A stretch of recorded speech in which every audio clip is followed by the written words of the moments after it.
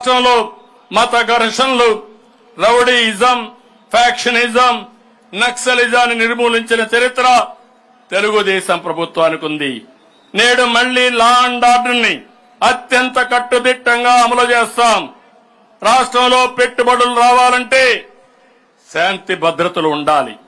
నేరస్తులు రాజకీయ ముసుగులో వచ్చి రౌడీజం చేస్తే ఉపేక్షించేది లేదు. మా ప్రభుత్వంలో ఎటువంటి రాజకీయ కక్ష సాధింపులకు తావులేదు. కానీ తప్పు చేసిన వారిని ఎట్టి పరిస్థితుల్లో ఉపేక్షించే అవకాశమే లేదని ఈ వేదిక మీద నుంచి ప్రకటిస్తున్నా. అవినీతికి పాల్పడి ప్రజల ఆస్తులను దోచుకున్న వారి నుంచి ఆ ఆస్తులు చట్టపరంగా తిరిగి రాబట్టి ప్రజలకు అందేలా చేస్తాం. తప్పు చేసిన వారికి శిక్ష పడే వరకు విశ్రమించాలని ప్రజలకు తెలియజేస్తున్నా. ప్రభుత్వ సామాజిక న్యాయానికి కట్టుబడింది. అన్ని వర్గాలకు న్యాయం జరగాలనేది మా నినాదం, మా విధానం. ఎన్నికల్లో సీట్ల కేటాయింపులో సోషల్ రీఇంజనీరింగ్ ద్వారా అన్ని వర్గాలకు సమన్యాయం చేసి తిరుగులేని ఫలితాలు సాధించాం. ఈ క్రమంలో నేడు ఎస్సీ వర్గీకరణపై సుప్రీంకోర్టు ఇచ్చిన తీర్పుని స్వాగతిస్తున్నాం.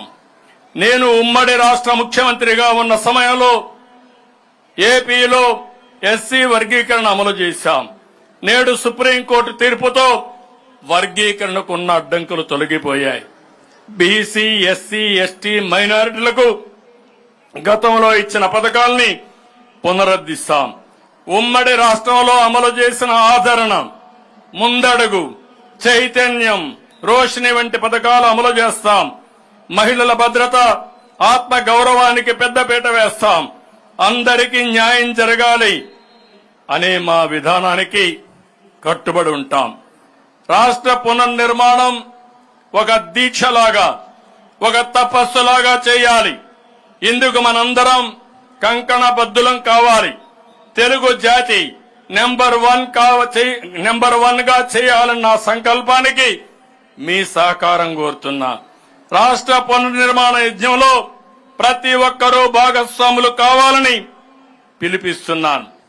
చివరిగా భారత రత్న డాక్టర్ బాబా సాహెబ్ అంబేద్కర్ గారి వ్యాఖ్యలు ఒక్కసారి అందరం గుర్తు చేసుకుందాం. రాజ్యాంగం ఎంత మంచిది అయినా అది అమలు చేసేవాడు మంచివాడు కాకపోతే అది చెడు ఫలితాలు ఇస్తుంది. అదేవిధంగా రాజ్యాంగం మంచిది కాకపోయినా అది అమలు చేసేవాడు మంచివాడైతే మంచి ఫలితాన్ని ఇస్తుంది. మళ్ళా ఒకసారి చెప్తున్నాను, రాజ్యాంగం ఎంత మంచిది అయినా అది అమలు చేసేవాడు మంచివాడు కాకపోతే అది చెడు ఫలితం